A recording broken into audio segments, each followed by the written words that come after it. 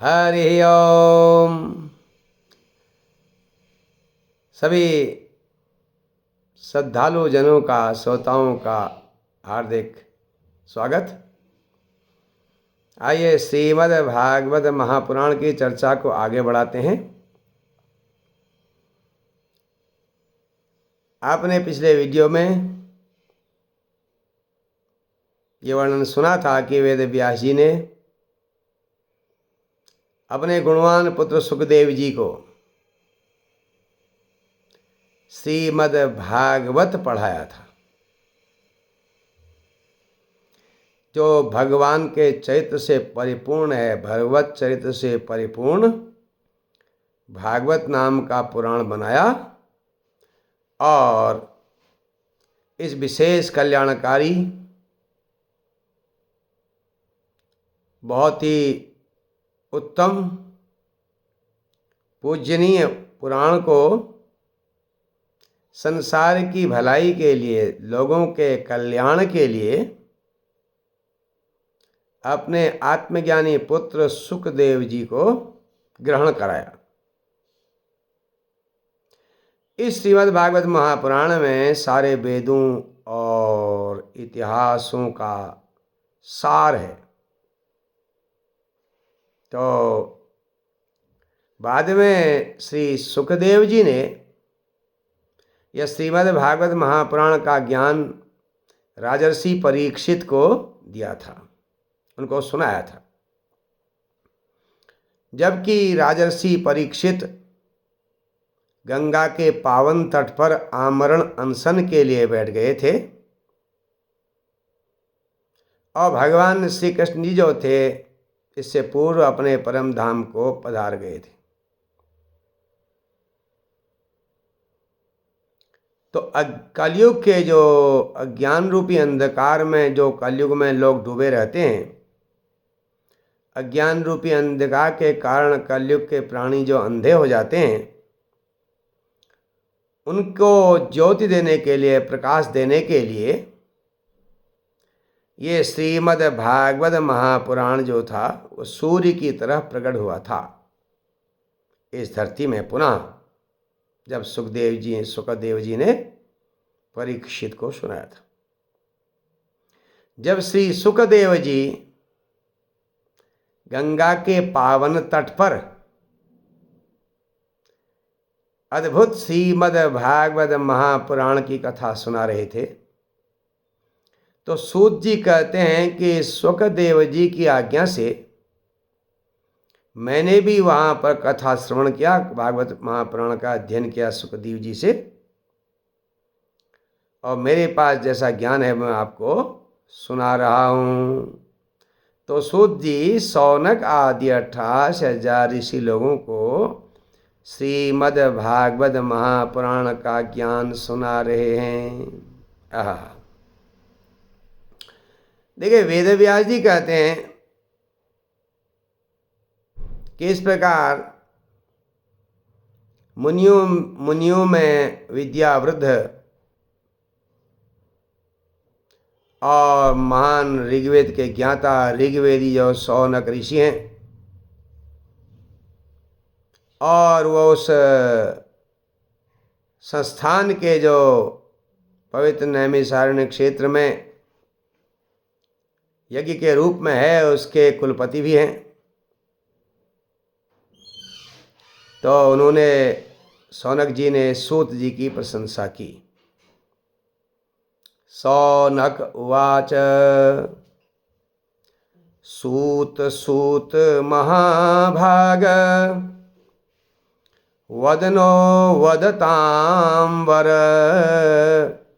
कथां भागवतीं पुण्यां यदाह भगवान सुकः। सौनक ऋषि जी ने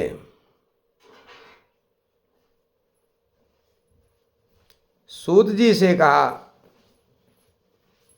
हे वक्ताओं में श्रेष्ठ, हे महान भाग्यशाली सूत जी, वद नो वदतांबरः, मैं भगवान की जो है भागवतीम पुण्याम कथाम वद, पुण्यदायिनी जो भागवत महापुराण की कथा है उसे आप हमें सुनाइए।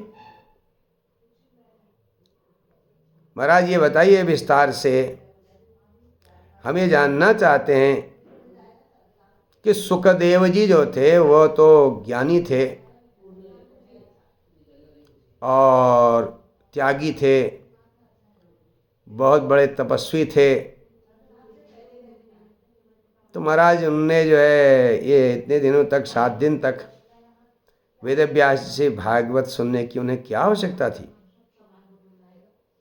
प्रभु हमें ये बताइए। वो तो संसार की नींद से जगे हुए थे, हमेशा एकमात्र जो है परमात्मा में ही स्थित रहते थे, परमात्मा चिंतन में ही लगे रहते थे। देखने में भले ही वो मूढ़ जैसे मालूम पड़ते थे, गुप्त रूप में वो मूढ़ जैसे बने रहते थे। तो महाराज उनको ये भागवत सुनने की आवश्यकता क्या है, क्यों हुई? तो यहाँ पर एक बहुत ही रोचक प्रसंग बता रहे हैं। दृष्ट्वानुयान्तं ऋषिमात्मजमप्यनग्नं देव्यो ह्रिया परिदधुर्न सुतस्य चित्रम् तद्वीक्ष्य पृच्छति मुनौ जगदुस्तवास्ति स्त्री पुंभिदा न तो सुतस्य विविक्त दृष्टेः। जब वेद व्यास जी अपने पुत्र सुखदेव के पीछे दौड़ रहे थे, 16 वर्ष की उम्र के सुखदेव जी पैदा होते ही जब वो सन्यास के लिए जा रहे थे और उनके पीछे वेद व्यास जी उनके पुत्र पुत्र कर करके उनका पीछा कर रहे थे। सुखदेव जी बिल्कुल नग्न थे, दिगंबर थे। तो मार्ग में एक जगह पर सुंदरियां जो हैं एक तालाब में स्नान कर रही हैं, वहाँ पर स्नान कर रही हैं ऐसा वर्णन आता है।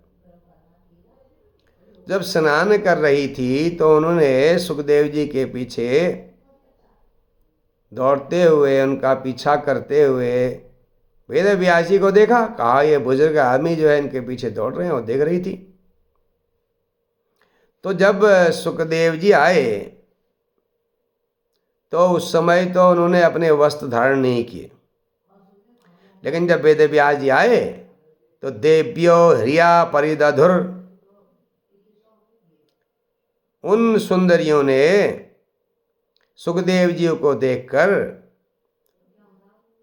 वस्त्र धारण नहीं किए, लेकिन वेद व्यास जी के आने पर वस्त्र धारण कर लिए लज्जा से, ह्रिया लज्जा से। लेकिन सुखदेव को देख के नहीं, उन्हें लज्जा नहीं हुई। तो मुनि वेद व्यास जी ने उन सुंदरियों से पूछा, ऐसा देख तद्वीक्ष्य पृच्छति, ऐसा देख करके उनने पूछा। तो स्त्रियों ने जगदुह, उन सुंदरियों ने कहा, स्त्री पुंबिदा स्तवास्थि, तुम्हारे आंखों में, तुम्हारी दृष्टि में स्त्री और पुरुष का भेद है। आप स्त्री, ये स्त्री है, ये पुरुष है, ऐसे आप जानते हैं, आपकी दृष्टि में है। कहने का मतलब आपके आंखों में, आपके विचार में स्त्री और पुरुष का भेद है। लेकिन तव सुतस्य विभक्ति दृष्टे तव सुतस्य न, आपके जो पुत्र हैं जिनके जो है, जिन उनकी दृष्टि में स्त्री पुरुष में कोई भेद नहीं है। देखिए ये बड़ी आश्चर्य की बात है, क्योंकि सुखदेव जी के अंदर स्त्री और पुरुष का कोई भेद नहीं था। श्रीमद् देवी भागवत में भी ये प्रसंग आता है कि राजा जनक जी के पास जब सुखदेव जी पहुँचे तो जनक के पास पहुँचने से पहले द्वारपाल के पास आए, फिर उसके बाद उन्हें जो है बहुत सी युवतियों के बीच में अकेले वो थे, उन्होंने उनको खेल लिया था। वो उनकी जांच कर रही थी कि उनकी दृष्टि कैसी है, तो लेकिन उनको पता चला कि इनकी दृष्टि में तो स्त्री पुरुष का भेद ही नहीं है। ऐसे परम ज्ञानी थे। इस प्रकार के परम ज्ञानी और जो कभी भी गोदोहन मात्र ही गृहस्थियों के घर में रहते थे। देखिए बड़ा रोचक है श्लोक, 8वां श्लोक 4थे अध्याय का। सगोदोहन मात्रम ही गृहेषु गृह मेधिनाम अवेक्षते महाभाग तीर्थी कुर्वस्तदाश्रमम। वो जो सुखदेव जी हैं, गृह मेदिनाम गृहेषु गोदोहन मात्रम ही अवेक्षते। सुखदेव जी जो थे वो अपने भिक्षा करते हैं और 5-7 ग्रहों से जो भिक्षा ग्रहण मिलती है उससे संतुष्ट होकर के जाते हैं। और उन 5-7 ग्रहों में भी, कुछ घरों में भी जब वो जाते हैं तो वहाँ भी गोदोहन मात्र ही खड़े होते हैं, रुकते हैं। गोदोहन का मतलब गाय के दूध दूहने में जितना समय लगता है उतनी ही देर रुकते हैं। कहना ये चाहिए कि जब किसी के घर में पहुंचते हैं तो वहाँ वह गाय का दूध दूह रहा हो, और तो सुखदेव जी वहाँ पर गाय का दूध दूहने देते हैं उसको पूरे तरीके से, फिर उसके बाद वो भिक्षा ग्रहण करते हैं। क्योंकि वह गाय का दूध दूह रहा है तो भिक्षा कैसे दे देगा बीच में। इसलिए गोदोहन मात्र ही वह गृहस्थियों के घर में रुकते हैं, द्वार पर रुकते हैं। और उन गृहस्थियों को भी वह महाभाग्यवान जो सुखदेव जी हैं, तीर्थी कुर्वन् सदाश्रमम, उनके गृहस्थाश्रम को तीर्थ बनाते हुए वह घरों में इतनी ही देर तक रुकते हैं। इस प्रकार ऐसे सुखदेव जी तो फिर वो उन्होंने 7 दिन तक राजा परीक्षित को ये भागवत कथा कैसे सुनाई और उन्हें भागवत महापुराण पढ़ने की आवश्यकता क्यों हुई, तो इसके उत्तर में सूत महाराज बता रहे हैं। द्वापरे समनुप्राप्ते तृतीय युग पर्यये जातः पराशराद्योगी वासव्याम कलया हरे। जो हमारी ये वर्तमान चतुर्युगी चल रही है, इसके तीसरे युग में, द्वापर युग में, पराशर ऋषि के द्वारा सत्यवती के गर्भ से, वासव्याम माने सत्यवती के गर्भ से, हरे कलया भगवान के कलावतार के रूप में वेद व्यास जी का अवतार हुआ। तो वेद व्यास जी जो थे वो सरस्वती नदी के पवित्र जल में स्नान करके प्रातःकाल एक दिन बैठे हुए थे। वो महर्षि जो हैं वेद व्यास जी, भूत भविष्य वर्तमान को सब जानते थे और उन्होंने देखा कि संसार में मनुष्यों की शक्ति घट रही है, शक्ति का ह्रास हो रहा है, लोगों में श्रद्धा भी घट रही है, श्रद्धाहीन होते जा रहे हैं लोग, श्रद्धाहीन शक्तिहीन हो रहे हैं, उनकी आयु भी कम होने वाली है क्रमशः, धीरे धीरे कलयुग में मनुष्य की आयु कम होते जाएगी, लोगों के का भाग्य भी ऐसे ही कमजोर हो जाएगा, वह भाग्यहीन भी हो जाएंगे। तो वेद व्यास जी के मन में विचार आया कि इनका हित कैसे हो। वो अमोघ दृष्टि वाले वेद व्यास जी ने समस्त वर्णाश्रम के लोगों के हित के लिए विचार किया। तो उन्होंने देखा कि वेदोक्त यज्ञादि व्यवस्था में जो चातुर्होत्र होता है, जिसमें होता, अध्वर्यु, उद्गाता और ब्रह्मा, ये 4 होते हैं, इसलिए इनको चातुर्होत्र कहा जाता है। चातुर्होत्र यज्ञ जो है ना, उसमें अनेक इष्टियाँ होती हैं, जिसमें अग्निष्टोम आदि जो यज्ञ होते हैं, इनके द्वारा ये इन यज्ञों के द्वारा सुख और स्वर्ग की प्राप्ति का विचार उनके मन में आया। वैदिक यज्ञों से संसार के लोगों को सुख मिलेगा, शांति मिलेगी, स्वर्ग प्राप्त होगा। ऐसा विचार करते हुए उन्होंने एक वेद को 4 हिस्सों में विभाजन कर दिया, बांट दिया। ऋग यजुः साम अथर्व, इन 4 वेदों का पृथक्करण करने से, विभाजन करने से भी उनके मन में संतुष्टि नहीं हुई, तो उन्होंने और इतिहास और पुराणों का जो जिसमें मिश्रण है, और इतिहास और पुराणों के मिश्रण से एक 5वां वेद बना दिया, जिसमें प्राचीन इतिहास है और जिनमें इतिहास और पुराण को शास्त्रों में 5वां वेद भी कहा जाता है। तो उनने पहले वेद का सरलीकरण करने के लिए महाभारत बनाया कि लोगों के समझ में महाभारत आ जावे, और फिर उन्होंने जो है अपने शिष्यों को वेदों का अध्ययन करवाया, और बाद में वेदों की शाखाएं हुई और ऋग जो साम अथर्व वेद के अलग अलग ऋषि हुए। इसके बाद उन्होंने फिर 17 महापुराण बनाए। कलयुग के प्राणी जो हैं मंद बुद्धि और भाग्यहीन होते जाएंगे, तो उनका उद्धार करने के लिए वेदव्यास जी ने पुराणों का निर्माण किया। उन्होंने सोचा इनके माध्यम से स्त्री और शूद्र जाति के लोग जो हैं, शूद्र वर्ण के लोग जो हैं, जो प्रायः अपनी व्यस्तता के कारण, अपने अधिक कार्यों के कारण इस सब का लाभ, अध्ययन का लाभ नहीं ले पाते, इसलिए उन्होंने ये सब निर्माण किया, बनाया। फिर भी उनके मन में बहुत प्रसन्नता नहीं हुई। नाति प्रसीद हृदय सरस्वत्यास्तटे शुचौ वितर्कन विविक्तस्य इदं प्रोवाच धर्मवित्। आपके उत्तराखंड में गढ़वाल क्षेत्र में आप जब बद्रीनाथ जाते हैं तो बद्रीनाथ से ऊपर जाकर के माणा गांव है, उसके पास में सरस्वती नदी है। उसके सरस्वती नदी के पवित्र जल में के सन्निकट बैठ करके वेदव्यास जी विचार करने लगे। उन्होंने मन में विचार करते हुए कहने लगे, वितर्कन विवक्तस्थ इदं प्रोवाच धर्मवित्।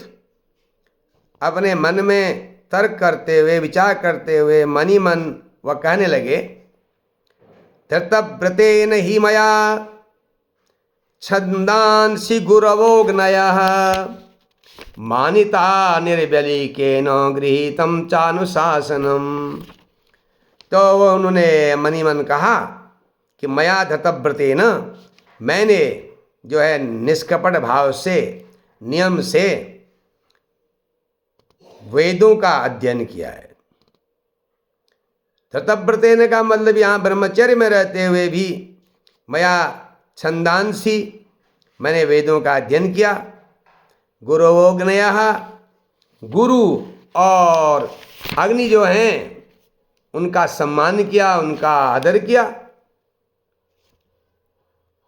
और मानिता निर्बलीकेन, और उनका मैंने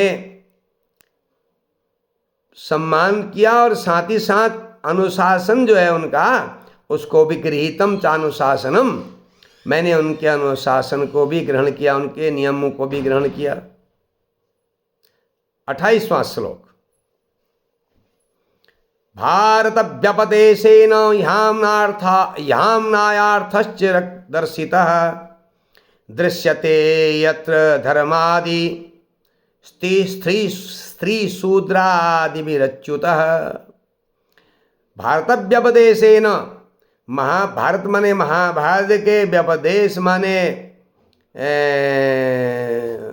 महाभारत के बहाने से, महाभारत के बहाने से